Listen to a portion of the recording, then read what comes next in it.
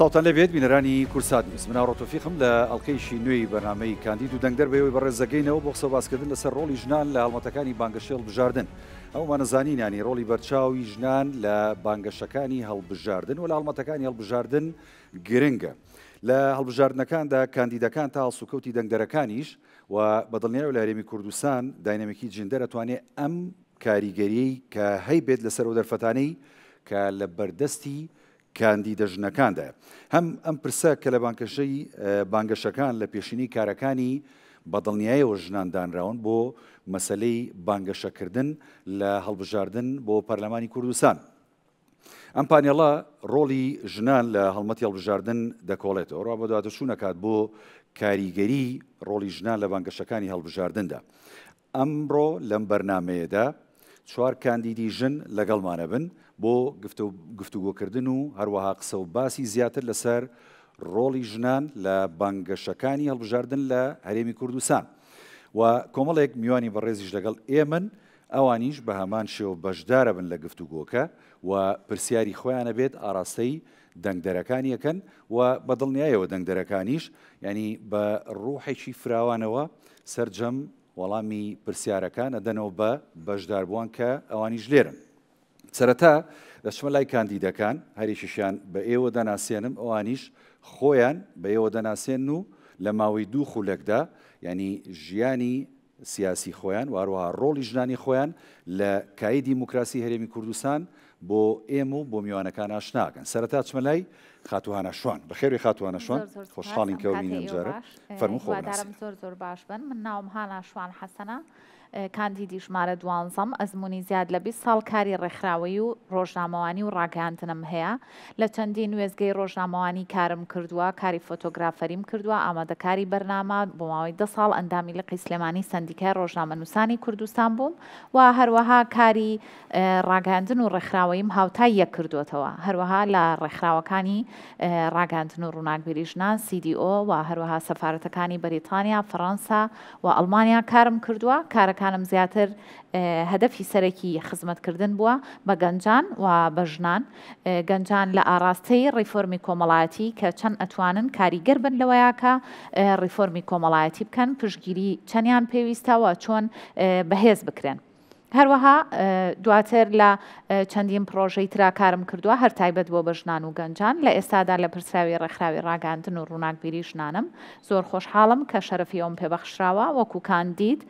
خۆم هەڵبژاردووە و هەڵمەتی هەڵبژاردنم دەست پێ کردووە، هەڵمەتی بانگەشم دەست پێ کردووە. هیوادارم جێگەی متمانەی جەماوەر بم. دەستخۆش خاتوانە سپاس دەکەم. بەڵێ دەچمە لای خاتو کەوسەر محەممەد ئەمین قادر جەنابی شخۆ بناسێنە فەرموو. هەموویەکتان بەخێر بن، خۆشحاڵم من ئەمڕۆ لەگەڵ جەنابتان هەم لەم بەرنامە جوانەیە. من کەوسەر محەممەد ئەمین قادر بەڕێوەبەری کتێبخانەی ئەوقافی سلێمانی بۆ ماوەی 30 ساڵ لە بەڕێوەبەرایەتەکانی ئەوقاف کارەکەم بە پلەبەندی چوومەتە بەڕێوەبەری ئەو شوێنە پیرۆزە. معلومی جەنابتانە کتێبخانەی ئەوقافی سلێمانی گرنگترین کتێبخانەی لەسەر ئاستی هەرێم، دووهەمە لەسەر ئاستی عێراق لە ڕووی دەوڵەمەنیوانەیە. ئەگەر دەرفەتە بوو ئیشەڵا زیاتر پێناسی ئەو کتێبخانەیەکەم. بێگومان من بێجگەلۆی کە بەڕێوەبەری ئەو کتێبخانەیەم لە کۆمەڵی سێکتەری ترا کارەکەم هاوسەرۆکی 28 ڕێکخراوم، ئەندامی تۆڕی هاوبەشی ڕێکخراوەکانم، ئەندامێکی چالاکی بزافی ئاشتیم، جێگری سەرۆکی کە کارمەندانی سەلامەتی هاتوچۆم بە کۆنگرە دەرچوون بۆ دەستەی کارژێڕی کارمەندانی کۆمەڵی کارمەندانی کتێبخانەکانی هەرێمی کوردستان. ئەندامێکی چالاکی کێتی ژنانی کوردستانم لە 2003 من کارم کردو لە یەکێتی ژنانی کوردستان توانیمە کۆمەڵی پرۆژە و کاری باش بکەم کە پرۆژەکان هەمووی سەرکەوتوو بن ئەنجام درراوە. هەروەها منسقی دوو ڕێکخراوم بۆ پرۆژەکانیان کە من ئەو کارانە زیاتر لە ماڵەوە ئەەکەم و پرۆژەکان ئەبەمانێت تەسلیمی ئەکبار ڕێکخراوەکە یەکەم. بێگومان ئەم کارانە وای لێکردم کە من زیاتر بتوانم لە هەر سێکتەرێکا بێ بتوانم کارکەمە سەرکەوتوانە کارەکان ئەنجام بم. ئێستا خۆشبەختانە من شەرفمەندم کە کاندیدم لەسەر ئەم لیستە پیرۆزە، لیستیش حیزبی شەهیدان، لیستی یەکێتی نیشتیمانی کوردستان بە ژمارە 8. دەستخۆش خاتو کەوسەر. بەڵێ خاتو بەهار نووری جەنابی شخۆ بناسێنە فەرموو. سڵاوی خۆی گەورەتان لێبێ. من ناوم پارێزەر بەهار شێخ نووری قەرداخیە، کاندیدی ژمارە 39 لەسەر لیستی یەکێتی نیشتیمانی کوردستان. بڕوانامەی بەکالیۆرێسم هەیە لە یاسادا ماوەی 21 ساڵە کاری پارێزەرایەتی دەکەم. ئەندامی سندیکای پارێزەرانی کوردستانم، ئەندامی کۆمیتەی پیشەباڵەکانم. لە تەمەنی 11 ساڵیەوە پەیوەندیم کردووە بە ڕێخستنەکانی یەکێتی نیشتیمانی کوردستانەوە. لە کۆمەڵی خوێندکارانی کوردستانەوە دەستم بەکاری حیزبی و سیاسی خۆم کردووە هیچ کاتێک دانە بڕاوم لە کاری سیاسەتی خۆم و بەردەوام بووم لە کار و پیشەی خۆم و دامەزێنەری ڕێکخراوی هەردێ بووم بۆ هاوکاری مرۆیی هەر تەنها لە ڕێگەی کاری پەرێزەرایەتیەکەم و لە کاری ڕێکخراوەیە و توانیمە هاوکاری بە هەموو چین و توێژەکان بگەێنین هاوکاری هەموو چین و توێژەکانمان کردووە گەنجان خوێندکاران لە هەر ئاسێکا بوو بێتن و برا پێشمەرگەکانمان لە ڕوبەڕووبوونی سەنگەرەکانی داعیشا بە هاوکاریکردنیان بە کۆمەکردنیان و ئەوەی توانی بێتمان خزمەت بوو بێ بە کۆمەڵانی خەڵکی کوردستان بە بێجیاوازی کردومانە و لە ئێستاشا محامی ڕاوێژکارم لە مەڵبەندی ڕێخستنی سلێمانی بەخۆ بە خشکار ئەەکەم لە ئێستادا کە کاندیدم لەسەر لیستی یەکێتی نیشتیمانی کوردستان ژمارە 129 ئەمە شەرەفێکی گەورەیە کە یەکێتی نیشتیمانی کوردستان منی کاندید کردووە پشت بەخوای گەورە لە ئاستی ئەو متمانە و سیقەیا بم کە حیزبەکەم پێی کردوم و خزمەتکارێکی باشی کۆمەڵانی خەڵکی کوردستان و یەکێتی نیشتیمانی کوردستانە بم و لە ئێستاشە ئەو تەمەنی کە ماومە ئەمەوێت لە بەرژەوەندی کۆمەڵانی خەڵکی کوردستان و حیزبەکەما خزمەت بکەم پشت بەخوای گەورە و بە هاوکاری هەموو هەواڵان و تێکۆشەران و لایەنگران و دۆستانی یەکێتی نیشتیمانی کوردستان سەرکەوتوو بووین بۆ پەرلەمانی کوردستان لەبەرەوەی پەرلەمان دەسەڵاتی یاسادانانە لەبەرەوەی کاری خزمەتی پارێزەرایەتی و خزمەتی یاسایی و شارەزایی لە یاساکاندا هەروای لە من کردووە کە ئەو سلکە هەڵبژێرم و بتوانم لەوێدا خزمەت بە نیشتیمان و گەلەکەی خۆم بکەم لەبەروی دەسەڵاتی یاسادانان لە پەرلەمانەوە دەست پێ ئەکات و لەوێ یاساکان هەموارەکرێەوە لەوێ یاساکان جارێکی تر دەرئەچوێنێتەوانێ و بتوانین لە داهاتوە پشت بەخوای گەورە چاودێرێکی باش بین بە سەردام و دەستگاکانی دەوڵەتی و حکومەتەوانێ و هەر لە پەرلەمانی شەوەیە کە بودجە پەسەند ئەکرێ ئەمە سێکاری سەرەکی پەرلەمانە پشت بەخوای گەورە بە دەستێنانی متمانی کۆمەڵانی خەڵکی کوردستان و هەموو دۆستانمان ئیشەڵا خزمەتکارێکی باش و داکۆکیکاری سەرسەختی مافەکانتانە بین. ژمارەی خۆتەوت؟ ژمارەکەم بەڵێ ژمارە 39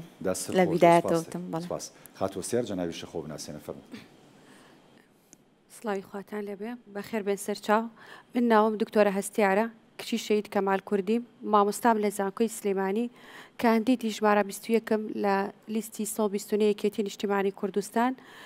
من پرۆفیسۆری یاری دەدەرم 21 ساڵە خزمەتی زانکۆییشم هەیە وەکو کارەکەم لە ئیستیا وەک مامۆستایەکی زانکۆ ڕۆڵە بینم بەڵام دکتۆراکەم لەسەر پەیوەندەکانی یەکێتی سۆڤێت و عێراق و کاریگەری لەسەر کوردە لە باشووری کوردستان ماستەرەکەم لەسەر سەرەتای پەیوەندەکانی کورد و رووسایە کتێبێکی بڵاوکراوم هەیە لەسەر کۆمەڵی خوێندکارانی کوردە لە ئەوروپا توێژینەوەی بڵاوکراوم هەیە توێژینەوەکانم زیاتر لەسەر ئاستی زانکۆیین چونکە فەرقی هەیە نووسین لەسەر ئاستی زانکۆی توێژینەوەکانیشم زیاتر ململانەیە و سیاسەتی زلهێزەکان لەسەر بارودۆخی کوردستان و هەرێمەکانی دراوسێ و بوو ڕنگدانی لەسەر بارودۆخی کورد خستۆتە ڕوو بەڵام ئەو بڕوانامەی کە من زۆر فەخری پێواکەم جێی شانازی منە ئەوە نییە کە لە بوارە ئەکادیمیەکە بەڵکو ئەوەیە کە کچی مامۆستایکی کوردپەروەری ئەم نیشتیمانم هەر لە سەرەتای دروست بوونەوە من ناتوانم بڵم 92 یان 93 پەیوەندیم بە ڕیزەکانی کێتی نیشتیمانی کردووە لەبەری لە کاتی لەگەڵ لە دایک بوونمە ماڵەکەی من وە کۆمیتەیەک وا بووە وەک خوێندنگایەک وا بووە بۆ کادرانی کێتی نیشتیمانی کوردستان و بۆ کوردپەروەری ئەوە ئێمەی هاوتا کردوێتەوە هەرەوە ژوای لە من کردووە دەستخەمە دەستی بەڕێستانەوە و بتوانین ئەو کارانی تەواو نەکراوە پێکەوە تەواوی بکەین چونکە من پێم وایە خانم بوون میهرەبانیە ئابێ هەمومان پێکەوە خزمەتی براکانیشمان بکەین لەگەڵ جیاخوازیانی بە هیچ شێوازێک هەمان دەستخێنێ دەستی یەکەوە کۆمەلگا بەرەو هەنگاوێکی باشتر بەرین خێزان بەرەو هەنگاوێکی تەندروست بەرین کار و کارنامەی من داکۆکیکردن و گێڕانەوەی متمانەیە بە خەڵک بە پێشمەرگە بە کەسوکاری شەهیدان بە گەنجان چونکە بە حکومەی من مامۆستام ئەزانم ساڵانێکی زۆر بڕوانامەمانیاوە بە خوێنکار بەداخەوە دایکەکان لە پێش مناڵەکانەوە بێ ئومێدم بۆ مناڵەکانیان بۆیە چۆن بتوانین ئەوان بە بازاری کار ئاشت بکەینەوە نەخێر تا عینیانکەین بازاری کار بە بازاری کار ئاشتکردنەوە ئەمە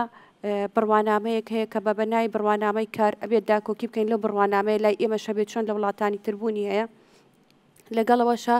چۆن خێزانێکی تەندروست بە هەوڵ و ماندووبوونی دایکەکان بهێنینەوە چۆن وشە جوانەکان بێنینەوە نێو کۆمەڵگەی کوردی ئەوە کارێکی زۆر گرنگە بۆ هەموو خانمێک و وابزان بۆ حکوومەتیش لە هەموو کارەکانی کە گرنگترە دەستخۆش خاتووە سیار سپاسانەکەم بەڵێ بینەران ئێمە بەردەوامە بین من پرسیارێکم هەیە ئاراستەی کاندیدەکانی یەکەم ئەوان لە ماوەی 5 خولەکە یاخود بۆ 6 خولەک تێبینی و سەرنج و وەڵامدانەوەیانە بێ بۆ پرسیاری من دواتر دەچمە لای پرسیاری ئامادەبوانی بەڕێز کە لەگەڵمانە ڕاستەوخۆ لەگەڵ کاندیدەکان بەشدار بن. پرسیارەکەی من ئەوەیە ئاڵنگارە سەرەکیەکان چین کە ڕوبەڕووی ژنانە بێتەوە لە پرۆسەی بانگەشەی هەڵبژاردنە لە هەرێمی کوردستان. ئاخۆ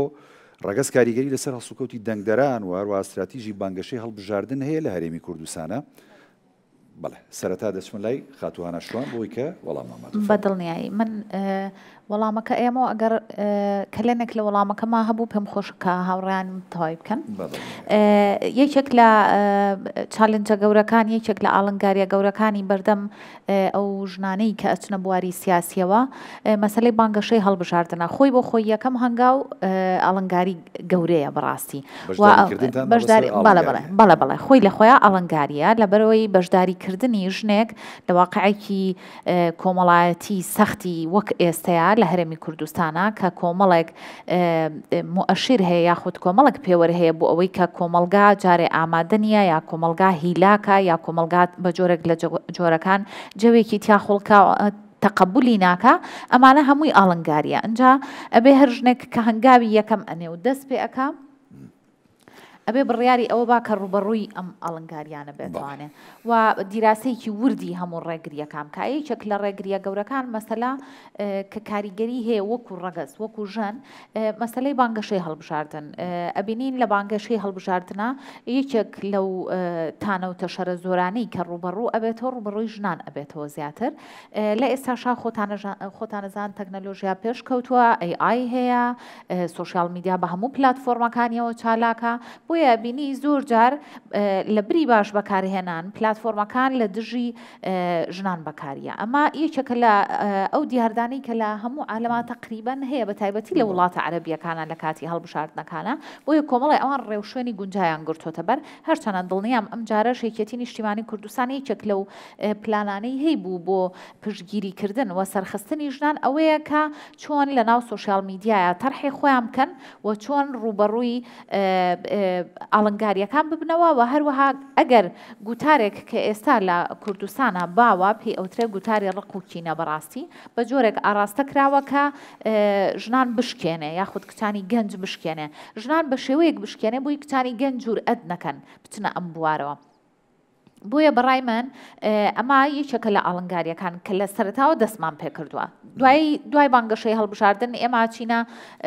کۆمەڵێک قۆناغی ترەوە ئەوانەمان کە دەرەچەند ئەچنە ناو پەرلەمانەوە کۆمەڵی ئاڵنگاری تری کۆمەڵایەتی سیاسیەتە بەردەمیان لەبەرەوەی خۆتەزانی ئێمە هەموو ئەحزابەکان لە شەرقی ئەوسەتا وایە زۆربەی ئەحزابەکان کە حزبی بەرامبەر ئەگەر دەنگی زیاتر بێ یا دەنگی لەو نزیک بێ بە دوژمنی خۆی حسابێکە بۆیە ئامادەیە بۆ ئەوەی دوژمنایەتی ئەو دوژمنە بکە لە کوردستانیشا بە تایبەت خۆتانەزانن دیوارە نزمەکە ژنە هەر شتێکە بێ بەسەر ژنەکانیە ئێستا نمونەیەکی زۆر زیندوو باشمان لە بەردەمایە لە عێراقا ئەم پرۆژە یاسای 188 پرۆژە یاسای 188 خۆتانەزان سەفقەیەکی سیاسی هەمومانەزانین کە ئەیانەوێ زیاد لە 2200 داعش لە سجنی حوت بەربێ شیعەکانیش لە بەرامبەرە ئەیانەوێ ئەم دوو مدەوەنەیە کە شیعە و سونەیە جۆرێک لە تائفیەت بنەوە بە کۆمەلگای عێراقی و لەبەرەوەی بەپێی هەموو ئامارەکان و بەپێی واقعی ئێستا عێراقتیایەتی شیعە زۆری نییە بۆیە ئەیانەوێ زۆربەی دەسەڵاتەکان لە ڕووی کۆمەڵایەتی ئابووری سیاسی بگەڕێنەوە بۆ شیعەکان کەواتە لێرە چیان کرد پرۆژە یاساکەیان چی لێ کرد خستیانەوە سەر دیوارە نزمەکە کە دیواری ژنانە ویستیان بەهۆی ژنانەوە ئەم سەفقە سیاسیە یەکلایی بکەنەوانێ کە جۆرێک لە یەکلاییکردنەوەش هەیە خۆتانەزانن دائیمەن سیاسیەکان لەسەرەوە سەرەکەون یەکەگرن یاخود لە شتە جیاوازەکانە یەکتری پشتی یەکتریەگرن بەڵام دوجار خەڵک یاخود گشتەکە یاخود گشتە کۆمەڵگەکە ئەبێتە قوربان ئەمە بۆ واقعی هەرێمی کوردستانی ژوایە ڕێگرە لە بەردەم ئێوەی ژنان بۆ مەبەستی بانگەشە و بەشداریشی کاراتان لەو بابەتە جیاوازیەک هەیە لەبەرەوەی ئەو حزبانەی لە هەرێمی کوردستانە کارەکەن حزبی طائفینین و حزبی تا ڕادەیەک عشائرینین بۆیە ئەتوانین بڵین کە جیاوازیەک هەیە بەڵام جیاوازیەک هەیە بە جۆرێکی ترە یعنی ئاڵنگاریەکان بە جۆرێکی ترە بۆ نمونە لە ناو یەکێتی نیشتیمانی کوردستانە نووسراوە مافی مرۆڤ یەکێک لە بنەما سەرەکیەکانی و پایە سەرەکیەکانی کارکردنی ئەم حزبە خۆتانەزان حزب وەسیلەیە بۆ باشترکردن و خزمەتگوزاریکردنی زیاتر بە کۆمەڵگە بۆیە کە لە لۆگۆکەیە بابەتێک ئەنووسێ کەواتە تعبیر لە ڕوئیا و ئایندەبینی ئەم حزباکە نووسراوە مافی مرۆڤ کە نووسراوە مافی مرۆڤ ئەمە بەرپرسیارەتێکی گەورە ئەیاتە سەر ئەو سێکتەرانەیە ئەو بەشانەی ئەم حزبە کە پلاندا ئەڕێژە کە استراتیج داڕێژە کە ڕوئیای بۆ ئایندە هەیە کە ڕوئیای بۆ گەنج هەیە بۆ ژن هەیە بۆ پیاو هەیە بۆ مناڵ هەیە کە وتی مافی مرۆڤ کۆمەڵە بەرپرسیارەتی یەتە سەرشان بە پێچەوانەوە ئەحزابی تر هەیە کە نایڵێ یاخود باسی لێ ناکە یاخود نایکاتە هەدەف یاخود بە خەڵکی ناڵێ ئەتوانێت ئیشی لەسەر نەکە لەم بینەیە کێبڕکیەکە قورستر و تونترە بێ بەلایەک ڕاکێشرێ بەرەو دواوە بەلایەکیش ڕاکێشرێ بۆ ئەوەی کە بەشداری ژنان یاخود بەشداری گەنجان زیاتر لە چوارچێوەی ژنانی جێی کراوەتەوە تایە نووسراوە ئاشتی دیموکراسی مافی مرۆڤ لە هەر سێ سێکتەرەکەیە ژنان ڕێک نیوەیەتی و پایی سەرەکێتی ئاشتی نایەتە دی ئەگەر ژنان ڕۆڵی خۆیان پێ نەدرێ دیموکراسی بەرقەرار نابێ ئەگەر ژنان کاریگەر نەبن و پایی سەرەکی نەبن لە ڕاپەڕی نەمەزنەکە بینیمان لە ژنانی شاخەوە پیا هاتین کە نمونە جوانەکانمان هەیە وەک هێرۆخان ئەم پێشەنگیە لە ناو ژنی ئێمەیە لە ناو یەکێتیە هەمیشە زۆر بەرچاو بەرهەستە بەڕاستی ژنانێکی زۆر ئازامان هەیە ژنانێکی زۆر بە هێزمان هەیە ژنانێکی زۆر بە ئیرادەمان هەیە کە دواتر باسی لێکەم چۆن ڕۆڵ ئەبینن لە ناو یەکێتیەوە چۆن ڕۆڵ ئەبینن لە ناو کۆمەلگایە و چەنێ خزمەتی ئەم کۆمەلگایە ئەکەن و چەنێ پایی سەرەکین بۆ ئەم کۆمەلگایە دەست خۆش دەستێوە خۆش سپاسەکەین خاتو کەوسەر بۆ پرسیارەکەی من وەڵامی خۆت بۆ ئێمە و بۆ ئامادەبوان و بینەران دەستان خۆش بێت هەڵبەتە ژنان خۆیان کە لە ئێستا ئێمە کۆمەڵە ژن بەربژێر کراون بۆ پەرلەمانی کوردستان یەکەم ئاڵانکاری کە ڕێبەڕی ژنانە بێتوانێت کۆمەلگاکەیەتی خۆشبەختانە یەکێتی نیشتیمانی کوردستان ئەم جارە بەکایەکی کە بە شێوازێکی کە بە فۆرمی شکوانێ پشگیری لە ژنانەکە هەرچەنە لە دروستبوونی یەکێتی نیشتیمانی کوردستان و تا ئەم دقەیە پشگیریکی تەواوی لە ژنان کردو هەوڵیاوە تواناکانی ژن بەرجەستە بکە ژنان بێنێتە پێشە بۆ کارکردن کردوێتە سێکتەرە جیاوازەکانی تر حیزبی بێت حکومی بێ ئیدارەکان بێت یاخود هەر پۆستێکی کە بێ کە توانێتی بەڕاستی توانای ژنان بێنێتە پێشەوە و ژنان خزمەتێکی تاو و جێدەستیان دیارە بەڕاستی لەم کایانەیە بێگومان ئێستا ئەم کۆمەڵە ژنێک کە ئێستا بەربژێر کراون بە تایبەت لە سنووری سلێمانی و حوزەی سلێمانی کۆمەڵە ژنی بەتوانان یەکێتی نیشتیمانی کوردستان هەوڵی جددیەوە کە ئەم ژنانە بێنێتە پێشەوە جاری چیکە ئەسپی خۆیان تاوان لە ساحەکەیە بۆیە خۆی لە خۆیان کاندید بوون بۆ ژنان کارێکی سەختە کاریشی قورسە لە بەرەوکە لاوچە لە ماڵەکەەوە دەست پێ بکات چکە ژنان بەرپرسیارەتی تری پیرۆزیان لەسەرەکە ئەویش دایکن لە ناو ماڵەکەیانە ماڵ بەڕێو ئەبن کۆمەڵێت ئەرکوم و بەرپرسیارەتی تریان لەسرە ئێستاش کەیانە ناوکایەکەەوە بن بە کاندید بن یاخود بیانە بچنەوە مؤسسەیە ئەرکەکان قورسترە بەش بە حاڵی من لەبەروی کە لە بەڕێوبەرایەتیە کار ئەەکەم سپاس بەخوا توانیمە ئەو کارانی کە لەسەر مواجبە بە شێوەیەکی زۆر باش بە توانایەکی زۆر باشەوە لیاقێکی زۆر باشەوە توام کارەکانم ئەنجام بم بۆی کە دوجار بچمە قۆناغێکی کرد کە ئەو قۆناغێکتر ئیسا سەختترە لەبەروی کە ئەرچێکی حیزبی کەم لەسەرە بەرپرسیارەتیش کەمان لەسرە هەموو کاندیدەکان نەکرد من کە بەڕاستی بتوانن تواناکانی خوان هەموو وەگەڕ بێن بۆی بتوان بە باشترین شێوە ئادای کارەکانیان بکەن بێگومان نین لەوەی کە ئەو ژنانی کە ئیستا هەن هەموو ژنی بەتوانان ژنی بە سەلیقەن ژنانێک بوون کە ساڵانێکی زۆرە ماندوو بوون لە کارەکانیانە بیرمان نەچێکە بەڕێز مام جەلال خوالی خۆش بێ هەر لە سەرەتای دروستبوونیوانێ پشگیری ژنی کردووە هەر بۆیە لە قۆڵایی ژیانە سەختەکەی شاخەوانێ هیچێتی ژنانی کوردستان دروست بوو کە تا ئەم دقەیە جێدەسی دیار بووە کە هێرۆخان و کافیخان تاوان درێژ بەنیستا کە بەڕاستی توانیوانە خزمەتکاریکی زۆر باش بکەن بۆ ژنان کە تا ئەم دقەیەکەتی ژنانی کوردستان توانیوێتی زۆرترین خزمەت پێشکەش بە ژنان بکە بۆیە ئومێدەوارین لەمە دو ئەم ژنانش کە ئەچنە ئەو مؤسسەیە هەم بە پشگیری ژنان بڕۆن هەم بە پشگیری پیاوان بڕۆن کە بەڕاستی ئێمە پێویستمان بە پشگیری هەموو لایەکە بۆی کە ئەو ژنانە بشتەنا ئەو مؤسسەیە بتوان بەڕاستی خزمەت گوزاریکی باش بن خزمەت گوزاریکی وا بەرجەستە بکەن کە کۆمەڵانی خەڵک سوودیان لێ ببینێن کایی بانگەشەی هەڵبژاردن ڕاستە بۆ نمونە ینی لە سەرەتای داین ئێمە بەڵام ئاخۆ ئەم کایە بۆ ئێوە فەراهەمە ئەتوانن ینی هەموو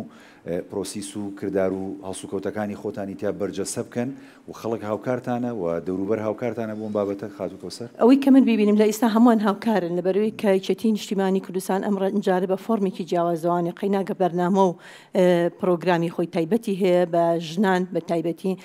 کۆتا نمونەیەکی زیندووە کە بەڕاستی ژنان سوودیان لێبینیوە کە ئەتوانن لە ڕێی کۆتاوە کۆمەڵی ژن بچێتە پێشەوانێ و بەڕاستی هاوکاریکی باشە کۆتا بەڵام ئێمە ئومێد دەکەین لەمە زیاتر بێت کە ژنان تمۆحێکیان هەیە ژنان لەو تا ئێستا کەلیکێتی نیشتیمانی کوردستانە کاریان کردووە توانیوانە ئەوەی کە لەسەریانە جێبەجێ بکەین ئەو ئەرکەی لەسەریانە بە جوانترین شێوە جێبەجێ بکەین بۆیە تمۆحەکە ژنانی یەکێتی نیشتیمانی کوردستان ئەمجارە لە کۆتا دەرچێ زیاتر کورسی بە دەستبێنێ زیاتر ژنان بچنە پێشەوە بێگومان حیزبەکەشمان هاوکارە بۆی کە ئێمە بتوانین بەو شێوەیە کار بکەین دەست خۆش خاتوو کەوسەر سوپاس دەکەم خاتوو بار فەرموو جەناب لەسەر پرسیارەکە سەبارەت بە ڕۆڵی ژنان هەر لە سەردەمی شاخەوانێ ئەتوانین کورتێک لەسەر ڕۆڵی ژنان لە کای سیاسی و لە دەسەڵاتی شا ئێستا لە کای حکومڕانیە بە کورتی باسی بکەم ڕۆڵی ژنان هیچ کاتێک لە ڕۆڵی پیاوان کەمتر نەبوو بەڕاستی هەر لە سەردەمی شاخەوانێ نمونێکی زیندویدا دەهێرۆمان هەیە لەگەڵ چەندین ژنی سەرکردەی تێکۆشەری گەلەکەمان کە تاکو ئێستا زۆربیان لە ژیان ناماون ئەوانە نمونێکی زیندون کە دایمەن ژنان بەشێک بوون لە کۆمەڵگە و توانیویانەشان بەشانی برا پێشمەرگەکانمان لە سەنگەرەکانی خەباتەوە لە زمانی شاخەوانێ کاری حیزبایەتی و کوردایەتی خۆیان بکەن و پاشانیش خەبات گوازراوەتەوە بۆ ناو شار بەڵێ بەردەوام هەر لەو کات و زەمەنەوە من چەندین ژنی سەرکردەی کوردی بەتوانامان هەیە کە ئێستا پێشمەرگی خانەنشینن هاوڕێی خۆ من بەردەوام کۆنتاکت و قسەکردن و هاوکاری و ئاڕا گۆڕینەوانێ کە ئەم تەنگ و پشتانی کە هاتۆتە بەردەمی ئێستای کاندیدەکانیش و یاخود کادیران و لایەنگرانی کێتی نیشتیمانی کوردستان یاخود ژنەکان کە باسی بکەین لێرانە بە تایبەتی لەو کاتە شاهری عنی ئەو کێشە و مشکیلە و مشاکیلانە هەبووە بەڵام دیارە بە شێوازێکی تر بووە لە ئێستاشا ئەبینین کە ژیانی کۆمەڵایەتی ڕۆژ بەڕۆژ لە بەرەو پێشچووندایە سۆشیال میدیا ئەبینین بەرەو پێشەوە چووە ئێمە بە تایبەتی وەکو کاندیدە ژنەکان و هەر لە کوردستانیش و لە وڵاتانی جیهانیش کە باسی بکەین حتا ئەمریکاش لە وڵاتە عەرەبیەکان ئەبینین کۆمەڵێک کەس بەداخەوانێ ئەو کەسانە کە بیر لەوە ئەکەنەوانێ ئایا کەسانی ناحەزن ئایا کەسانی لایەنی بەرامبرن ئەو کەسانە ئەیانێ بە شێوازێک لە شێوازەکان لە سۆشیال میدیا و قسە لەسەر کاندیدە ژنەکان بکەن یاخۆت وەکو کاندیدە بەڕێزەکانی تروتیان دیارە ئەمە بۆ لێدانی ئەو کاندیدە یاخود بۆ ساردکردنەوەیەتی لە بانگەشە و لاچوونە بەرەو پێشی بەردەوام ئەم کێشانە دروست ئەبێت بەڵام پێش ئەوەی من بەش بە حاڵی خۆم پێش ئەوەی بڕیاری خۆ کاندیدکردنم ماوە کە ئێستاش کاندیدم بە شانازیەوە ئەبێت تۆ خۆت بۆ ئەم پرۆسێ ئامادە بکەی و هیچ شتێک ساردت نەکاتەوانێ پێش هەمووشت بڕوا بەخۆبوونە پاشێک کە تۆ بڕوا بەخۆبوون بوو دوای ئەوە ئەتوانی خۆت ڕاهێنی ئێستا ئێمە لەوەن کێکێتی نیشتیمانی کوردستان چەندین خولی پێشکەوتی بۆ کردوینەتەوە جیاواز لە جارانی پێشوو کە ئەو خوشکە بەڕێزانی کە پێشتر لە پەرلەمانی کوردستان بوون باسییان کردو ئەو خولانی کە ئێمە ئێستا ئەیبینین بەڕێزیان بۆیان نەکراوە ئێستا یەکێتی نیشتیمانی کوردستان بە سەرۆکایەتی سەرکردە پاڤڵ بەڕاستی بە سیاسەتێکی نوێوانێ و بە بەرنامەیەکی تایبەتەوانێ ئەم بەرنامەی کە ئەمجارە بۆ پەرلەمانی کوردستان دانراوە بەرنامەیەکی تایبەتە کە پێشتر ئەمانە لە چەندین خولی پەرلەمانی پێشوە بەم شێوازە نەبوو بە تایبەتی یەکێتی نیشتیمانی کوردستان زیاتر بۆ ژنانە لە ئێستادا ژنانیش وەکو بەپێی ئەو ڕێژەی یاسایی کە لە پەرلەمانی کوردستان هەیە تقریبان ڕێژەی لە ڕێژەکە سابتە ڕێژەی لە 130 بەڵێ ئەو حەقە بە ژنانی راوە لەم بوارە و ئەوەشی کە پێویست کراوە بۆمان کراوە بە تایبەتی و ئەوەشی کە بتوانین ڕوبەڕووی بینەوانەیە کە ئێمە کۆڵین بەردەوام بین ئێمە نابێ وەکو سەرۆک پاڤڵ قسێکی جوانی هەیە وتەیەکی جوانی هەیە ئەڵێ ئێمە ئەبێ ئاور بۆ دواوەنینەوە سەیری پێش خۆمان بکەین سوپاسانەکەم دەست خۆش سوپاس دەکەین خاتووبار فەرموو خاتووەستیار ئەگەر باس لە خانمان بکەین بەڕاستی کۆمەڵگەی کوردی هەر لە سەرەتاوە خانمان ڕۆڵێکی بەرچاویان بینیوە هەم وەک دایکێک هەمووک هاوکاریکەرێکی باوک وەک کەسێکی ئیداری بۆ بەڕێوەبردننی ماڵەکەشی و لە ڕۆڵی لەناو کۆمەڵگەشا بە جوانی بینیوە بەڕاستی مسیۆنێرەکان لە سەرەتاوە لە سەدەی 1970 کە هاتوونەتە ئەم ناوچەیە هەمیشە وتوانە خانمی کورد خانمێکی سەوق جوان و بەتوانە چونکە دەوروبەرمان ڕەنگاوڕەنگ بەکار ناهێنن ئێمە لە کۆمەڵگەی ڕۆژهەڵاتین لە ناوچەکانی کوردستان لەلای ئێمە بەڕاستی هەم ڕەنگاوڕەنگ بەکارەهێنین هەم دەسەخێنە دەستی باوکەکانەوە براکانمانەوە هاوشانیان کارەکەین یواتە ئێمە کۆمەڵگەکەمان خۆمان کۆمەڵگەیەکی تەندروستە لەگەڵ خانمانە ئەشێت بەهۆی ئەو دابشکاریەوە ئێمە لەگەڵ هەنێ ناوچەیە دابش کراوی خۆمانەزانین هەنێ لە مێژوی عرب هاتۆتە سەر ئێمە کاریگەری ڕاستەوخۆی لەسەرمان هەیە وای کردو کە هەنێ ڕۆڵی خانم لە چاو خۆیان کەمتر بێ بەڵام خۆشببختانەوەی سیرێکن هەم ئێمە کاندید یەکێتی نیشتیمانی کوردستانین یەکێتی نیشتیمانی کوردستان بەبورن لەمە حیزبەکان زیاتر ڕۆڵ ئەیا بە خانمان هەروەها ئەگەر ئێمە بینی بێتمان کۆمەڵگەی ڕۆژهەڵاتی و کۆمەڵگەی کوردی ئێمە چەندین گیر و گرفتمان هەبووە هی گەورە بە بچووک و گیر و گرفتی خێزانی و لە کاتی ژن و ژنخوازیە بەڕاستی هێرۆخان جێپەنجەی دیارە لە مێژووی ژنانە و زۆر شتی کردووە بۆ ئەو کاتە بۆ لێ خۆشببوون لە هەنێ بابەت هەیە کە هەر بە داخراوی ماوەتەوە کە هێرۆخان ئیستا لەسەر شانووی کۆمەڵایەتیش و سیاسیش دیار نەماوە بۆ خانمان زۆر ناخۆشە چونکە دەستی زۆر خانمی گرتووە کە باس ناکرێ و نەژنووسراوە زۆر بەداخەوە کەس نایە باز لەوانە بکە بۆی خانمی تر ببێتەوەی کە خانمی تر هەمان ڕێگە هەڵگرێتەوە ئەوە لەلایەک ئەگەر ئێمەوە کاندیدێک سێری خۆمانکەین شێوازی کاندیدی ئێمە دوورلایەنەیە ئێمە کاتێ ئەچینە شوێنەکان باس لە خۆمانەکەین پێناسەی خۆمانەکەین گیان لە کارنامەکەمانە بێ ئەشێ کارنامەی کاندیدەکانیش کاریگەری هەبێت لەسەر خەڵک بەڕاستی بۆ پەڕی خۆشحاڵی و مامەڵەمان لەگەڵاکەن ینی پێشوازیشی باشتان لێکرێن زۆر ئەوەی کە پرسیاری کە بانگەشاکەنی بەڵێ ئەوەی کە ئەو پرسیاری ئاراستی براکەمەکرێ بە زمانێکی نەرمتریش لەگەڵ منە ئەکرێ لەبەرەوەمە زۆر جێ خۆشحاڵیە بەڵام بەداخەوە لە سوۆسیال میدیا هەنی زمانی زبر بەکاریە بەرامبەر بە خانمان ئەمە نەک بۆ خانمێک بۆ پیاوێکی شوایە بۆ هەمومان ئەومان هەیە ڕخنەی ڕوشێنەرمان هەیە ئەمەش پەیوەندی بە هەنێشتەوە هەیە کە لە کللتوری من نامۆیە ئەگە سیرەکەی کاریگەری زنجیرە دراماکان کە لە بە کللتوری من نامۆیە وای لە گەنجەکەی من کردووە لە کۆمەڵگەکەی من هاتۆتە دەرەوە لە چارچەوەی خێزان هاتۆتە دەرەوە فێری هەرێ قسەی نەشیاوە بۆ هەنێک کارکردار هەیە خەمێک ناخۆشیەک خۆشی کە بێت لە دەرەوە بەشێکە کە لە دەرەوە بەشت کرد پیرۆزی خۆت لا نامێنێ کەوای لێ هات ئەم گەنجە خۆشەویستی بۆ خۆی نەما زمانی زبری بەلاوە گونجاوترە لەلایەکی کە هەنێ ئێمە کۆمەڵگەی ئێمە بەڕاستی ئەگەر بین لە باس لە قوارەی حکوومەتی هەرێم بکەین و ئەو ناوچانەی ئێمە بەهۆی دروستبوونی هەنێ حیزبی ترەوە کە دروست بوون ئەم حیزبانە حیزبی پۆپۆلیستی بوون یاریان بە مەشاعری ئێمە کرد کۆمەڵە کاندیدیان هێنا خستیانە پەرلەمانەوە کۆمەڵێ بەڵێنی باقوبریقیان نا بە خەڵک بەڵام زمانی زبریان بەرامبەر بە کۆمەڵگە بەکارهێنا گەنجان فێر بوون ئەگەر ئەم زمانە زبرە بەکار نێنێ گەنجێکی دیار نییە جێگەی لە حکوومەتان نابێتەوە جێگەی لە پەرلەمانان نییە ئەمە بوو بە مۆدێل کەسێک کە شتێکی شیاوەکە لە باتی دەستخۆشی لێ بکەین ئەچین هەموو نەشیاوەکانی بەکارێن خۆ ئێمە مەلایکت نین ئێمار پێمانەوترێن مرۆڤ لەوانەیە چوار جوانیمانتیا بێ وەکو سیفەتی عام چەندین خاڵی لاوازیمان هەیە ئەگەر ئێمە جوانیەکان بۆ یەکتری زیاتر بکەین کۆمەڵگە بە ئاراستە جوانەکەیڕوە ئەمە وای کردو ئەم ناشرینیە لە کۆمەڵگەی منات بۆ بە کللتور نەک بە بەرامبەر بە خانمێک بەرامبەر بە هەمووان وایە ئەجە لەم کاتەیە من ناسکترم لەبەرەوەی من شەرەفی خێزانەکەمم لەوانەیە کاریگەریەکەی زۆر زیاتر بێ لە خێزانەکەم لە سەر براکەم باوکم زۆر زیاتر لە من یعنی ئەگەر بەرکەوتەکە زیاتر من نیم براکانمە لە پێش منەوە دەستەکانە خۆش بێ سپاسەکەم بەڵەنجا ئێستا دێمە لای بەڕێزانەی کە لێرن ڕوبەڕوو ڕاستەوخۆ پرسیارەکانتان ئاراستەی کاندیدەکانمە فەرموو خانمە بەڕێزە مایکل لە بارێک نەبێ مایکەکەی بنێ بووە سڵاوتان لەبێت زۆر خۆشحاڵ بم کە ئەمڕۆ لەگەڵ ئەم کاندیدانە ئەم خاتوودنە جوانانە کە کاندیدی بەهێزی یەکێتی نیشتیمانی کوردستانن من شوێنێ ڕزگار لە شارباژێڕەوە لەگەڵتانم پرسیارەکەم بۆ هاناخانە دوو پرسیارە هاناخان یەکێتی نیشتیمانی کوردستان چۆن مامەڵە لەگەڵ پرسی جیاکاری جێندەری کای سیاسی دەکات بۆ ئەوی گەشتێکی گشتگی کتر بۆ ژنان دەستە بەرکات دووەم ئایا ئێوە کە چوونە پەرلەمانی کوردستان وەکو یەکێتی نیشتیمانی کوردستان کار لەسەر ئەوەکەن کە بە تەندروستکردنی ژنان و پەروەردە و دامەزراندنی مشتومڕی پەرلەمانی کوردستان بێ بۆ ئێوە دەستان خۆش بێ و سەرکەوتوو خۆش بێ خەسڵەتی جیاکاری لە ناو کۆمەڵگەی کوردیا وەک شتێکی دەخیل هاتووە گەرنا لە بەرەوەی ئێمە کۆمەڵگایەکی ڕەسەنین مێژوویەکی زۆر جوانمان هەیە و لە مێژوەکانمانە دیارە یعنی ئێمە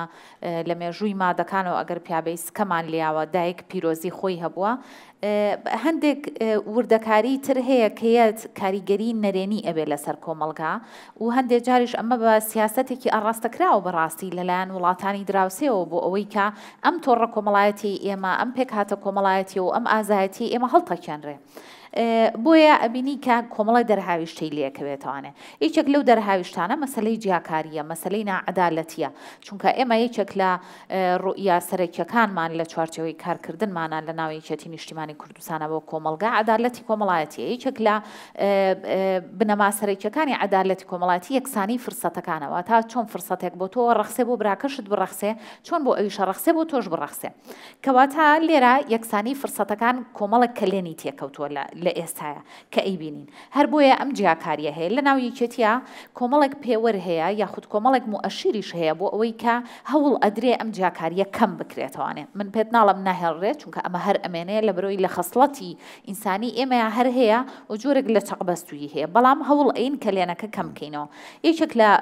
مؤشیرە باشەکان ئەوەیە کە بۆ یەکەم جارە یەکێتی جورئەتی ئەوەی کردووە سەرۆکی پەرلەمانەکەی ژن بێ کەواتە ئەمە متمانەیەکی زۆرە بە قودرەتی ژنەکانی ناویەکەتی لە مێژووی ئێمەیە شانەی چەکداری هەبووە و ئێستا پێم وابێ یەکێک لە ژنە ئازاکان مێژووی ڕێخستنە نهێنیەکانی ناوشاری سلێمانی ئەنووسێتەوە کە یەکێک بوو لە پایە سەرەکیەکانی ڕاپەڕی نەمەزنەکەی گەلەکەمان لەبەروی ڕێخستنی نهێنی پایی سەرەکی کارکردنی پێشمەرگە بووە لە شاخ ئەمان لە ناو شار توانیویانە هەیئەتێک بەیەکەوە پێک بێنن وەک جۆرێک لە هاوکاری بەیەکەوە و یارمەتی پێشمەرگیان یا و یارمەتی خانەوادەی پێشمەرگیان ناوە کە هەڕەشیان لەسەر بۆ ئەوی دەربازیان کەن کۆمەڵی ئیشان کردووە کە ئەگەرتانە نووسرێتەوە تانەی خوێنینەوە هەرگیز باوەڕ بەوە ناکەین کە ژنی ئێمە چۆن کاری کردووە یەکێک لە مؤشیرەکان یاخود یەکێک لە بەڵگە جوانەکان لەسەر مەسلەی ئازایەتی ژنی ئێمە ئەوەیە کە بەشێک لە ژنانی ئێمە لە سەردەمی خەباتی نهێنیە پێش ڕاپەڕی نەمەزنەکە زیندانی کراون ئەشکەنجە دراون ئەشکەنجەی سەخت دراون و ناوی براکانیان نەدرکانوە ئەمە یەکێکە لە سەروەریەکانی ئێمە زۆر جار باسییان لێوە ناکرێت زۆر جار بە نهێنی ئەمێنێتەوە بە شاراوی ئەمێنێتەوە تا نەچیتە ژوورەکانیان لە ناو ئەم نەسوورەکە و بەتانی خوێناویەکە نەبینی تاکو هەز نەکەی بە قیژە و قریشکیان کاتی ئەشکەنجەدان ناتوانانی تەسەوری ئەوە بکەی کە ئەم ژنانە چ خەباتێکیان کردووە و زۆر ئازایانە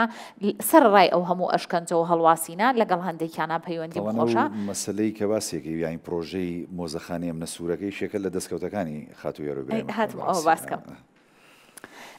کاتێک هەست بە قیژە و ناڵیانەکەی ئەزانین کە چەنێ بە ئیرادەوە بۆ ئەوەی ناوی براکانیان نەدرکێنن و کەسی تر ماڵوێران نەبێت و بەعس نەیا بەسەر ماڵەکانیانە خۆتان ئەزانن بە تایبەتی ئەوانەی پێشوویعینەوەی من ئەزانن کە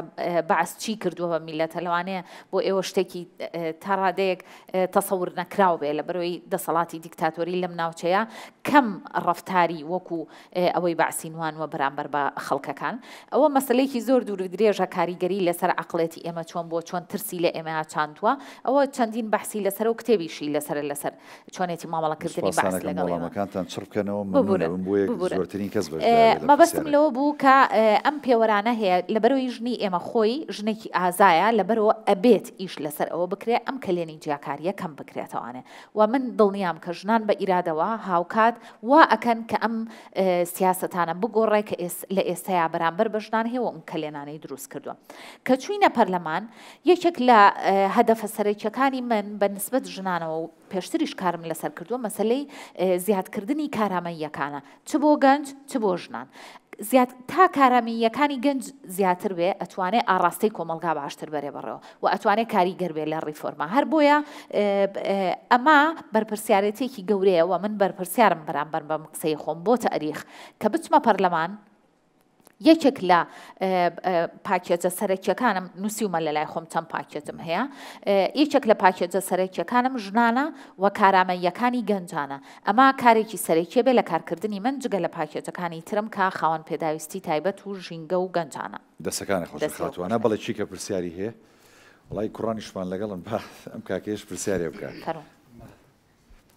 دان هەیە بەڵێ فەرموو ناوی خۆ بڵێ و پرسیارەکە من سەلمان عەتاعەلی دەرچووی بەشی شیکاری نەخۆشیەکانم و لەگەڵەوە وەرزشکارم پرسیاری یەکەمم بۆ بەڕێزیانە کە بەڵێ کە لە کای با بڵین وەزارەتی خوێندنی باڵایە و مامۆسای جامیعیە و پێگەیەکی تعلیمی باشیە جەنابتان وەک مامۆسایەکی زانکۆ یعنی بەرنامە چییە بۆ بەرەو پێشبردننی لایەنی با بڵین خوێندنی باڵا و وەکو وەزانی بەڕاستی خوێندنی باڵا یعنی دەرچووەکانمان سکیڵێکی زۆر کەمیانێ یعنی کاتێک تۆ تەخەڕوجەکەی کاتێتەوێت لە دەرەوە لە پێگەیەکی ناحکومیشە لە پێگەیەکی ئەهلیە ئیش بکەی هەلی کارکردنە زۆر کەمە لەبەری داوای خیبرە و لێکەن لە کاتێکا تۆ تازەکی تەخەڕوجە کردووەیان با بڵێ گراجویتە کردووە داوای سکیڵە لێکەن تۆش سکیڵێکی کەم هەیە ینی بەڕێستان ئەگەر ئەگەنە پلێکی پەرلەمانی و پێگەیەکتانە بێ و توانای گۆڕانکاریتانە بێت لە کۆمەڵگەیە پلانتان چۆنە بێ بۆ بەرەو پێشبردننی ئەو لایەنە سکیڵیانەی خوێنکاران دەسەکانە پرسیارێکی زۆر ببوورە پرسیارێکی تریش ئەتوان بکەم لە کەوسەرخان فەرموو لە کەوسەرخانیش پرسیارەوە کەوسەرخان بەو پێی کە پێگەیەکی باشیە لە وەزارەتی ئەوقافا و وەک وەزانین زۆرینەی کۆمەڵگەی ئێمە با بڵین کۆمەڵگەیەکی ئیسلامیە لە 90 زیاتری بەڵێ مسلمانە و یعنی ئەمێ پرسیار بکەم ئایا تێڕوانینی جەنابتان چۆنە بێ بۆ بابەتە دینیەکان لە پەرلەمان یعنی ئەتەوێت چۆن بابەتی دینی کۆمەڵانی خەڵکی کوردستان بەرەو باشتر بەری و زۆر دڵخۆش بووم ئاماژەی بەلایەنێکی زۆر باشە ئەمانە هەمی خانمن لێرە یعنی تیۆریەکی زۆر کۆن هەیە کە بەڕاستی ئافرەتان ئاڕاستەکەری کۆمەڵگەی کوردی و کۆمەڵگەی جیانی بوونە لەبەرەوەی هەموو ئەو کەسانی کە زۆر گەورن لە مێژووە هەمویان دایکیان گەوریان کردوون ئەو کەسانی کە ڕێڕەوی مێژویان گۆڕیوە بۆ حکومێمە مسلمانی جەنابیش لە وەزارەتی ئەوقافی پیاوێکمانەیە کە ئیمامی شافعیە کە فیقهەکەی کوردستانە بابڕێەوە پیاوێکە دایکی بەخێوی کردووە دایکی کردوتی بەو پیاوەی کە ئێستا هەیە من خۆم نەنکەم بەخێوی کردوم نەنکەم یارمەتیاوم باڵنزان کۆتاوکەم ئەوە بکەم ئیشم دەستکەیە ئیلا ئاخیری واتە ئەگەر لایانی ئیشکردن و پەرلەمانی و سیاسیش نەبێ بە دەرەجەی یەک دایکان لە ماڵی خۆیان ناتوانن گەورەترین پیاوەکان و سەرکردەکان و باشترینەکانی مێژوو دروست دەسەکانە خۆش زۆر سپاس پرسیارەکە جوان فەرموو خاتوەسیار بەڵێ زۆر سپاس پرسیارەکەێکی کە لە کارنامەکانی خۆشم بەڕاستی جێداخە ئێمە ژمارەیەکی زۆر بڕوانامەئێن لە زانکۆکانی نەکەر سلەیمانی لە زانکۆکانی کوردستان ڕۆژهەڵاتی ناوەڕاستیش جگەل لە وڵاتانەی کە بەڕاستی ئەمریکا پشتگیریانەکە زانکۆکانیان کەسانی بەرهەمهێن دروست ناکەن بە شێوازێک لەگەڵ بازاڕی کارە گونجاو بێ بەڵکو ئێمە شەهادە ئەین وێنەی وڵاتانی ئەوروپا ئەو کۆلێژانە لە وڵاتی ئێمەنە ئێمە پێویستە و کۆلێژانەمان هەبێ نەخێر ئەو کۆلێژانە پێویستە هەبێت کە بازاڕی کاری هەیە ئەمە بۆیە من ئەڵێم بڕوانامەیەک هەیە شێوازێکی بڕوانامە هەیە بە شێوازێکی ئەکادیمی ڕێگەی خۆی بەرێ با ئەو بڕوانامە ئەکادیمیە هەبێت بەڵام کەسانێک هەیە مەرج نییە پێویستی بە خوێندن نییە حەز ناکە بخوێنێ حەزەکە بژی مافی خۆیەتی بژی بچێتە ئەوروپا بگەڕێ ژیان ببینێ خولیای هەیە هیوایەتی هەیە حەز ناکات چڕ بێتەوە لە بواری خوێندنە ڕێگەی پێ بدە بڕوانامەی کار با بێتە دروست ببێ کە ئەو گەنجان بڕوانامەی کارم یایە خۆی هیوایەتی هەیە بەهرەمەندە لە هەنێ بواری هوەریە ئیشەکە بڕوانامەی کار زۆر جار کەسێک لای ئێمە لە وڵاتانی دەرەوە لە بەریتانیا لە ئەمریکا لە زۆری وڵاتانی کە بڕوانامەی کار چێت تۆ شادێکی شت هەیە جاری وا شادە شتنی ئەتەوێ بواری ئاسنگەری هەڵەبژێری ئەو کاتە بۆ ئاسنگەری هەر خۆیان هەیەە سەر بە جێگەکانی خۆیانە هیچ تەکلیفێکی زۆری ژناکە بە 3 مانگ بە 6 مانگ بە پێی خولەی کەسەکە فێرە بێت کەواتە پێویستە و بڕوانامەی کار بێت بۆ سەرتاشینە یاخود بۆ ئاسنگەریە بۆ فیتەریە بۆ چێشتلێنانە بۆ هەموو بوارەکان کە لە بازاڕە بوونی هەیە ئێمە ئەگەر باس لە دەوڵەتی ئێرانیەکەین شەعباس لە سەدەی حەڤەیە شەعباسی سەفاوی باسەکەم کاتێک دەوڵەتی داناوە هەستی کردو بووی وڵاتەکەی بەرەو پێشەوە بەرێت بە شێوازێکی اینجا ئەوە زۆر بە زیرەکانە مامەڵەیان کردووە شەعباس شکلی خۆی گۆڕیوە و هاتوتە ناو خەڵکەوە بۆ ئەو سەردەم تۆزە قورس بەوانە شاکان بێنە ناو خەڵک سێری کردو چەند فیئە لەناو بازاڕ هەیە یەکسەر خستوێتی بواری خوێندنەوە بووی بە ئاراستەیەکی جوان پێیان بگەێنێ ئەوە لەلایەکی کە کەسانێکی وەک بەڕێزی شت کە حەزیان لە بواری خوێندنە ئەمیش ئەبێ بەش دوو شێواز ئیشی لەسەر بکرێ ئەم کەسێک کە حەزی لە بواری خوێندنە با شەهادەکەی بڕوانامەکەی پێویستی حکومەت پڕکاتەوە پێویستی حکومەت پڕکردنەوە جیاوازە لەوەی پێویستی بازاڕ و ژیانی خۆی پڕکاتەوە کە پێویستی حکومەتی پڕکردە حکومەت خۆیاڵێ ئەم بوارانەم پێویستە لەوانەیە نەتوانێت تەکلیفەشی بکە حکومەت داهاتیشی کەم بێ ئەو کاتە پێویستی مەسانەیەک چ کارگەیەک پڕەکاتەوە ئەو کارگەیە ئەستۆی خوێندنی ئەو خوێندکاراگرێتە خۆی واتە هەم کارگەکەش بە ئاراستی وەزارەتەکانی سەر بە حکومەتە حکومەتیش ئەتوانێت ئیسفادە لەو خوێندکارە بکە و بازرگانەکە و بازاڕیش ئیسفادە لەو خوێندکارەکە بەرنامە و بەریتە ناو پەرلەمان و لەوێ کاری لەسەر بکەیت و بۆیەم گەنجانە بتوانێت داکۆکێکی باشی خاتو کەوسەر وەڵامی دەستە خۆش هەڵبەتە پرسیارەکەی جەناب دوو پرسیار بوو دوو تەوەرە لە خۆیەکری کەمیان وەزارەتی ئەوقاف و کارەباری ئاینی کە من خۆم بۆ ماوەی 30 ساڵ لە بەڕێوەبەرەتەکانی ئەوقاف کارەکەم هەڵبەتە ئەوقاف منی پەروەردە کرد و هەمووان پەروەردەکەن بەڕێوەبەراتی سروشتی بەڕێوەبەراتی ئەوقاف ئەوەیە کە کار بۆ خزمەتکارە بۆ مامۆسایانی ئاین و مزگەوتەکان و تەکیوخانەقاکان ئەوقافی سلێمانی بە تایبەت ئەوقافی سلێمانی کە کارەکانی تایبەتە بە مامۆسایانی ئاینی و مزگەوتەکانەوانەیە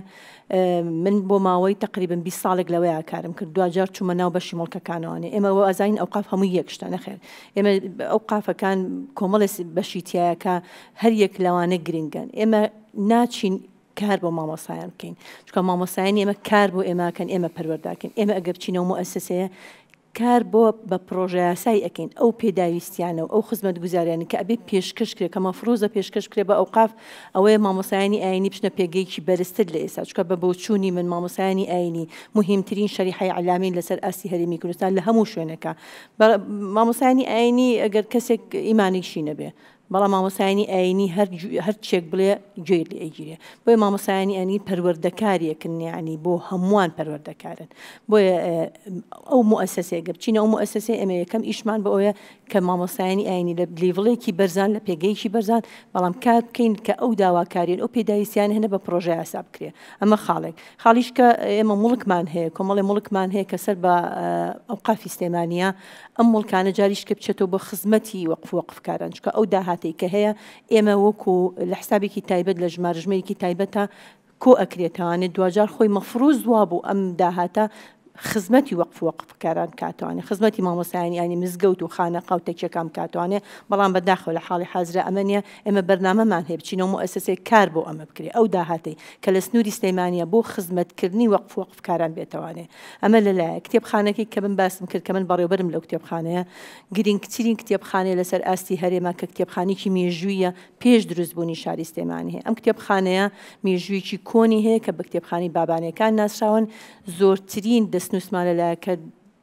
4000 دەستنووسە کە بیرمەند و زانای کورد دەستنووسەکانیان لێ ئەوان تەلیفیان کردووە بێگومان بۆیە بە کتێبخانەی ئەوقاف ناسراوچکە ئەو بەڕێزانەی ئەو بیرمەند و زانانی کە ئەم کتێبانیان تەلیف کردووە زادەی مزگەوتەکان بوون پەروەردەی مزگەوتەکان بوون اینجا ئێمە خەڵکانێک زۆر وازانێ ئەو کتێبانە هەمووی تایبەتە بەدین قەینا سەر چاوە گرنگەکەی قورئانی پیرۆز ئێمەش هەموو خزمەتکاری ئەمەین بەڵام زۆر مامۆسای ئاینیمان هەبوو شاعیر بۆ شعری نووسیوە کۆمەڵی بابەتی نووسیوە کە توانێتی تا ئەم دقەی خزمەت بە کۆمەڵانی خەڵک کرا بە شانازی ئەم کتێبخانە تەنها لە سنووری سلێمانیا هەیە بێگومان ئەو مؤسساتانی ئەو کارانی کە ئێمە ئەیکەین لەوێ ئیشەڵا بۆ خزمەتی وەقفکارانە بەڕێزت ئاماژەت بە شتێگا ئێمە ژنان کۆمەڵی ژنی زۆر باشن لە ناو ئەو قافا کارەکەین کە من شخصی خۆم شانازیەکەم بۆ ماوەی 30 ساڵ لەو بەڕێوەبەرایەتیە کارەکەم کە هیچ ڕێگری و لەم پەرێکم نەبوو لە بەردەما بۆ خزمەتکردن بگرێ بە پێچوان و مامۆستا ئاینیەکان زیاتر تەژیعیان کردوین ڕێزێکی ئەو تویان لێگرتوین کە ئێمە کۆمەڵی ژن و کچی گەنج بووین لەوێ بەڵام مامۆستایانی ئاینی بە شێوازێک خزمەت و خزمەتی ئێمەشیان کردووە کە بەڕاستی بتوانین شانازی بە خۆمانەوە بکەین من بەش بە حاڵی خۆم گە 30 ساڵی کەش لەوێ خزمەتکەم هەز ناکەم تەمەنم بە زیاد ڕۆشت بێت دەست خۆش خات و کەسچینە بڵێ بەس بە کورتی خاتوانەجان بۆ سەلمانکیان سەرکەوتوبی هەر ئیزافەیەکیش بۆ قسەکانی کەوسەرخان باسی نەکرد نازم نەوێرا باسیکایان ترسا هینی بکرێت دەستکاری بکرێت گەورەترین قورئانی پیرۆز لە کتێبخانەکەی ئەمانە کە بەدەست نووسراوەتەوە نییە بەڵێ طبعا من لەنە معرزمان کرد لە ڕۆژی یادی سلێمانیە ئەو کتێبە عرض کرا کە بە ئاوی ئاڵتون نووسراوەتوانێ ڕاست ئێمە لەوانێت تەحەفوزمان هەیە بۆ هەنێ بابەت لەوانە بەڵام هەر کەسێک کاتبێ ئێمە ئیسا و فوت دێت لە دەروی وڵات لە ناوەڕاستی عێراق و خواروی عێراق حتا لە دەروی وڵاتی ژیان ئێمە بە شانازی ئەم کتێبیان پیشان ئەین چکە ئەم کتێبە بە تایبەت هەموو دەستنووسەکان بەڕاستی ناتوانێت بە ئاسانی عرض کرێ وەکو کورسات وەکو دەستگای میدیای کورسات کارمان لەسەر کردو لەسەرەوە دەستان خۆش بێ بەڵێ ڕیزی دووە تۆ مایکەکەی بەنە زەحمەت نەبێ پرسیارەکەم بۆ خاتوبار شێخ نووریە یەکەتی نیشتمانی کوردستان چۆن پلانی هەیە بۆ بێزکردنی ژنەکاندیدەکان و زیادکردنی نوێنەرایەتی لە پۆستە سەرکردایەتی سیاسەکانە سپاس دەستەکانە خۆش بێ سپاسەکەین خاتوبار سەرەتا بەنسبەت یەکێتی نیشتیمانی کوردستانەوە هەموو کاتێ پلانی هەبوو بە تایبەتی لەم خولەی پەرلەمان خولی شەشەمی پەرلەماندا هەوڵی یاوەکە زیاتر کاندیدە ژنەکان بێنێتە پێشەوانێ و ئەو ڕێژە یاسایی کە بۆی دانراوە ئەو ڕێژە یاسایە خۆشبەختانە پڕ کراوەتەوانێ و هەموو کات هاوکاری کاندیدە ژنەکان بۆ بەبێ جیاوازی لەگەڵ کاندیدە پیاوەکانە و خۆشبەختانە من ئەمە لێرە و شتێک بڵێم ئێمە وەکو کاندیدە ژنەکان هەوڵی پێویستمان ناو من بەش بە حاڵی خۆم کە بتوانین بە دەنگەکانی خۆمان سەرکەوین بۆ پەرلەمان چاوەڕی کۆتانەکەین لە کاتێکا کە سیستمی کۆتا سیستمێکە لە بەرژەوەندی ژنان بۆی ژنانیش بتوان ئەو ڕێژی لە ساسی خۆیان پڕکەنەوانێ و سەرکەون بۆ پەرلەمان و نسبەتی دیاریکراوی خۆیان پڕکەنەوە لە کورسیەکانی پەرلەمانە. یەکێتی نیشتیمانی کوردستان بایەخی زۆری پیاوە لە چاودێریکردنی کاندیدەکان بێ و کاندیدی بتوانە ئەمجارە لەسەر ئەساسی پسپۆری چەندین ژنی بتواندا هێنداوەتە پێشەوە. خۆشبەختانە هەموو کاندیدەکانمان خاون بڕوانامن و هەر کەسە بە پێی پسپۆری و توانایی خۆی کاندید کراوە لەسەر و ئاستا ئیشەڵا پشت بەخوای گەورە سەرکەوتو ئەبێ بۆ پەرلەمان بەڵێ احتیمامی زۆری پێیراوە و ئیشەڵا سەرکەوتو شەبین. دەستخۆش بەڵێ شێکە پرسیاری هەوو فەرموکە. سەرەتا سڵاوتان لێبێ من هێوار هێرشم خوێندکاری 12 ئامادەیی. پرسیارێکم هەیە بۆ بارخان یەکێتی نیشتمانی کوردستان چۆن پاڵپشتی کاندیدا ئافرەتەکانێکا بۆ ئاستەنگانی کە لە پرۆسی سیاسیە تووشیانە بێت. دەسەکانە خۆش خێوی بەڵێ یەکێتی نیشتیمانی کوردستان پلانی هەیە هەر لە خولەکانی ڕاهێنانەوەکو پێشتیش ئاماژەم پێیاوە و چۆنێتی ئەو ئاڵنکاری و تەنگەشانی کە بەرامبەر کاندیدای ژنەکان ئەبێتوانێ و خۆ چۆن ئامادەکردن بۆی بتوانێت بەرەنگاری ئەو کێشە و گیر و گرفتانە بێتوانێ و لە هەمان کاتیشا توانای چۆڵی متمانە بە خۆبوونمان ئێمە کە کاندیدی یەکێتی نیشتیمانی کوردستانەوە بەو پەڕی هێزەوە هاتووینەتە ناو گۆڕەپانی سیاسیەوانێ کە بتوانین خۆمان کاندیدکەین پێش ئەو ئێمە ئەو بڕیارەمان ناوە ئێمە یەکێتین ئێمە بەهێزین لەبەر یەکێتی نیشتیمانی کوردستان بەهێزە و یەکێتی نیشتیمانی کوردستانیش هەموو کاتێک هەوڵی یاوە کە ئەم مەگریزیە بپارێزێت و ڕێژەی ژنانیش زیاد بکە لە پەرلەمانی کوردستان و لە هەموو کای حکومی و حیزبیەکانیشدا و ئەشی بینین بە تایبەتی نەک هەر بۆ پەرلەمان ئەبینین لە ناو دادگاکانە من لەبەروی خزمەتێکی زۆرم هەیە لە ناو دادگاکانە ئەبینین ڕێژەیەکی بەرچاو لە ژنەکان کە ئەبینین ئەمڕۆ هەمووی حاکمی سەرکەوتوو بەتوانان لە دادوەرەکان لە ناو مەحاکمە لە دەروی دادگاکانی شاری سلێمانی ئەبینین ئەم ڕێژەیە لە بەرچاو گیراوە لە وەزارەتەکانە و پێشتیش خۆشبەختانە لە خولی پێنجەمی پەرلەمانە سەرۆکی پەرلەمان بەدەستی خاتونێکی سەرکەوتووە بووە ئەمە مای خۆشحاڵێک یەکێتی نیشتیمانی کوردستان هەموو کاتێ بیری کردەوە لە هەموو جومگەکانی دەسەڵاتە لە پۆستە سیاسیەکانە لە پۆستە سیادیەکانە و لە وەزارەتەکانیشە ئەوە نمونەی بێگر تاڵەبانیمان هەیە کە ئەویش وەزیری کوشتوکاڵە وەزیرێکی سەرکەوتووە خۆشبەختانە هەموو کاتێکێتی نیشتیمانی کوردستان احتیفاز و پاراستنی ڕێژیشنە بەڵێ دەستێک بەڵێ سەرۆکاتی شارەوانی سلێمانیمان هەیە ئەمە مای خۆشبەختیە و دەسەکانە خۆش بەڵێ سەرۆکی زانکۆمانە بۆ بەڵێ لە هەموو جومگەکانی دەسەڵاتە بەڵێ دەست خۆش بە فەرموچیکە پرسیاری فەرمو ئەو خانمە سەرەتا سڵاوتان لێبێ دەستخۆشی لە جەنابتانەکەم و بەخێرهاتنی هەر چوارکانی دەکاکەم هیوای سەرکەوتنیان بۆ خوازم من پرسیارەکەم بۆ دکتۆر هەستیارە دیدگای یەکێتی نیشتیمانی کوردستان بۆ بێزکردنی ژنان چۆن لەگەڵ ئامانجە بەرفراوەکانی بۆ یەکسانی جێندەری لە کۆمەڵگای کوردیدا دەگونجێنێت دەستان خۆش بێ سپاس دەکەم هەمیشە بۆ هەموو حیزبەکان و بۆ کوردیش ئاشکرایە بۆ هەموو پۆستەکان کە یەکێتی پەنا ئەباتە بەرەوەی کە ئایا بۆ پەرلەمان بێوەکو بەڕێزیان ئاماژیان پێکرد هەمیشە یەکێتی دەست پێشکەر بووە پێشەنگ بووە لەوەی کە بیری نوێی هەبێ نەک هەر بۆ خانمان بۆ سەرجەم هەنگاوە تازەکان یەکێتی یەکەم جار دەست پێشخەرە یەکێتی ژن لە پۆستەکانە دانێ لە شوێنە باڵاکانە دانێ پرس و ڕاوێژیان پێکە و خۆشیان ڕۆڵی بەرچاویان بینیوە بڕوان ناکەم ئەگەر هەمیشەیمە باس لە هێرۆخانەکەین هیچ خانمێکی کەمان نەبووە دەست بخاتە دەستی هاوسەرەکەی و هاوشانی ئەو بەڕاستی لە شاخ تێبکۆشێ ئەو کچی پیاوێکی خانەدان بووە بەڕاستی تۆزێ قورسە کە کچێکی پیاوی خانەدان بی بچی لە شاخ ئەو بەو شێوازە ژیان گوزەر بکەیت بچی لێ فۆتۆگرافی بکەیت باسەکەن من کەسانێک هەیە کە هاوڕێی باوک من هاوخەباتی باوکن باس لەواکەن کە فڕۆکە ئێستاوە مام جەلال بە زۆر پێویتوە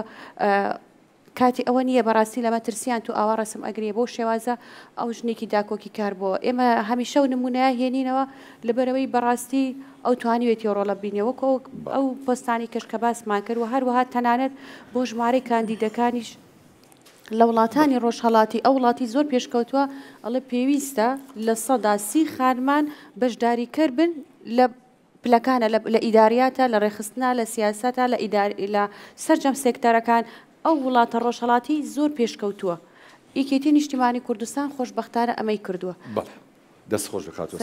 ئەم خانمە زەحمەتەوێ ئەو مایکەی بنێ ئەم کاتتان باش هیوای سەرکەوتن بۆ هەموو کاندیدەکانی یەکێتی نیشتیمانی کوردستان دەخوازم. ئینشەڵا کۆتایی بەدەسەڵاتی خۆسەپێنن دەهێنین. ئەم جارە ژنانمان زۆر بەهێزن لە ناو یەکێتی نیشتیمانی کوردستانە و ناوم شەهریەیە. حەزەکەم لە خاتو کەوسەر پرسیار بکەم یەکێتی نیشتیمانی کوردستان چۆن کار دەکات بۆ گۆڕینی کەلتوریەکان ئەو لەکایی سیاسیدا سەبارەت بە ژنانیانی بۆ ئەوەی گۆڕینی کللتوریەکان مەبەست کللتور بەڵێ بۆ گۆڕینی تێڕوانینی کەلتوریەکان سەبارەت بە ژنان لە سیاسەتدا بۆ ئەوەی قبولکردنیان زیاتر لە ناو کۆمەلگایە مسۆگەر بکات. هەرۆ پرسیارێ بۆ خاتو کەوسەر دەسەکانە خۆشە بە خێر هاتی فەرموو خاتو کەوسەر. دەستان خۆش بێ هەڵبەتە ئێمە ئاماژەمان بۆیە یەکێتی نیشتیمانی کوردستان هەمیشە لە گۆڕانکاریە بۆ پێشخستنی دۆخی ژنان بۆ خزمەتکردنی ژنان.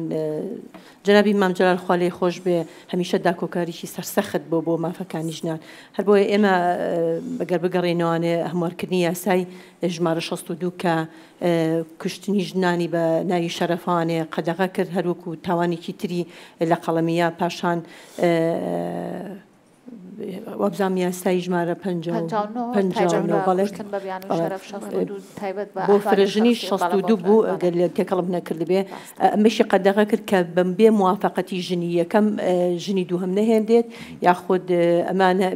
بەسەرپێچی بەڕاستی لە قەڵەمیە وەکو تاوانێک لە قەڵەمیە. بۆیە هەمیشە یەکێتی نیشتیمانی کوردستان پاڵپەس شتێکی سەرسەخت بووە بۆ بەرەو پێشچوونی ژنان بۆی کە ژنان زیاتر بەرەو پێش بچن کۆمەڵێ تەقلید و کۆمەڵێ شتی کۆن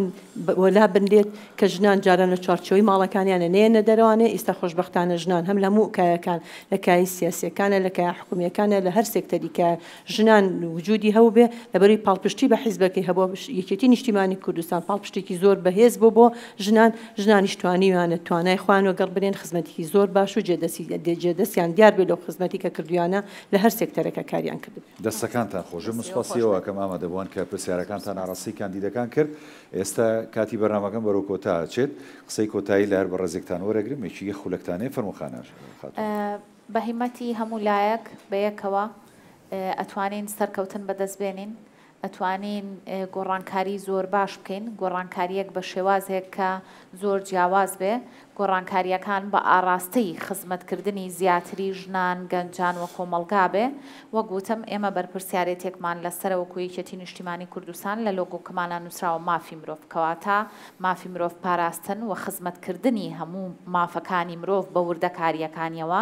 کاریگەری ڕاستەوخۆی ئەبێ لەسەر ئایندەبینیمان بۆ نەوەی نوێ و بۆ گەنجەکانی داهاتوومان بەیەکەوە بەرەو سەرکەوتن ئەڕۆین بە هیوای سەرکەوتنمان لە هەموو پرۆسە سیاسی و دیموکراسیەکانە چونکەوە گوتم لە لۆگۆ کەشمانە نووسیمانە دیموکراسی کەواتە هەموو پرۆسێسە دیموکراسیەکان بەیەکەوە تی ئەەکەین و سەرکەوتنی تیا بەدەستهێن. دەست خۆش خاتوهانە خاتو کەوسەر فەرموو. دەستان خۆش بێ هەڵبەتە بە من جوابێکی بچووکی کاکەش بمانێ پرسیاری دووهەمی ئەوە بوو کە دایکان ئەتوانن پەروەردەی نەوەی نوێ بکەن. ئێمە ئومێدەوارین ژنانمان کە چۆن مؤسسەیە بەڕاستی چۆ پەلەمان بەڕاستی بتوانن جێدەستیان دیار بێ خزمەتێکی زۆر بکەن خزمەتێکی وا بەرجەستە بکەن کە بەڕاستی لایق بێ بەو حیزبەی کە کاندیدی کردوین ئێمە شەرەفمەندین کە یەکێتی نیشتیمانی کوردستان کاندیدی کردوین بۆ ئەم خولەی پەرلەمانی کوردستان بتوانین زۆرترین توانای خەمانەوە گەڕ بڕێن بۆ خزمەتکردنی گشتی کۆمەڵانی خەڵکی کوردستان بۆ ڕاستکردنەوەی ڕێڕەوی حکومڕانی بۆ کۆمەڵی سێکتەر کە بەڕاستی لە ئێستادا کەم تەرخەمیە لە خزمەتە بۆ کۆمەڵانی خەڵکی کوردستان و دەستان خۆش بێ. دەست خۆش خاتو کەوسەر بۆڵێ خاتو بار فەرموو قسەی کۆتایی. کۆتاوتم ئەوەیە لەم بەرنامە جوانەدا من داواکارم لە هەر هەموو هەواڵان لە لایەنگران و دۆستانی یەکێتی نیشتیمانی کوردستان ئەم فترەکەمەی ئەم سێ هەفتەی کە ماومانە شەو و ڕۆژ بخەینە سەرەک هیلاک نەبین ماندوو نەبین ئینشاءالله پشت بەخوای گەورە لە دوای 20 مانگەوانەیە ئەتوانین سەرکەوتنی سەرتاسەری ڕابگەێنین کاتێکێتی نیشتیمانی کوردستان پێویستی بە دەنگەکانی ئێمەیە ناکۆکیمان هەبێ گلەی و گازەندەمان هەبێ لە هەر کەسێک لە هەر شوێنێکا لە هەر بلەو پۆستێکا بێ ئێمە وەلای بنین کاتی ئەومانیە کاتی ئیشکردنا پشت بەخوای گەورە خۆمان کۆ بکەینەوە بەرەو سەرکەوتنی کۆتایی و وەکو سەرۆک پاڤڵ خۆی ئەڵێ ڕاستکردنەوەی ڕێڕێی حکومڕانی لە دوای 20 مانگەوانەیە پشت بەخوای گەورە ئینشەڵڵا سەرکەوتووە بین سوپاسی بەڕێزیشتانەکەم. من داواکاریەکەم هەیە کە ئەو خانمانەی کاندیدن ئەگەر چوونە پەرلەمانەوە هەم متمانەی بڕوانامەکەیان بە متمانی بڕوانامەکەشیان و بە متمانی ئەو میهرەبانی کە خوا پێی بەخشیون بەو شێوازە سەیری کۆمەڵگا بکەن و داواکارم لەوانی کە دەنگدەریشن و ئەو دایکانەش ئەو میهرەبانی کە خوا پێی بەخشیون ئەم جارە لە پرۆسی دەنگدانە بەکاری بێنن کە زۆرترین خەڵک بێنە سەر سندوقی دەنگدان بۆ ڕاستکردنەوەی ڕێڕەوی حکومڕانی زۆر سوپاسان دەستخات و سێر ژمارەکە چەند بوو من ژمارەکەم 21 بە 21 سی نەورۆزا لەبیرم مەکەن ئەگەر کارنامە کەسێتی منتان بەدڵ دەستخۆش خات و بار ژمارەکەی خۆت بڵێرەوە ژمارەکەم 39 بەڵێ خات و کەوسەر ژمارە هەشدە بەڵێ خاتوانە من ژمارە دوانزەم وا تا ساڵ دوانزەیمان کارکردن بەڵێ زۆر سپاس بۆ کاندیدانی ژنانی لیستی 129 یەکێتی نیشتیمانی کوردستان کە لە بەرنامەی دەنگدەر و کاندید لەگەڵ مامون سپاس بۆ ئێوەش ئامادەبوانی بەڕێز کە میوانمان بوون و پرسیارەکانتان ئاڕاستە کرد سپاس بەخێراتن ئێوە ژەمی شەشاد و کامەران بن خواتان لەگەڵ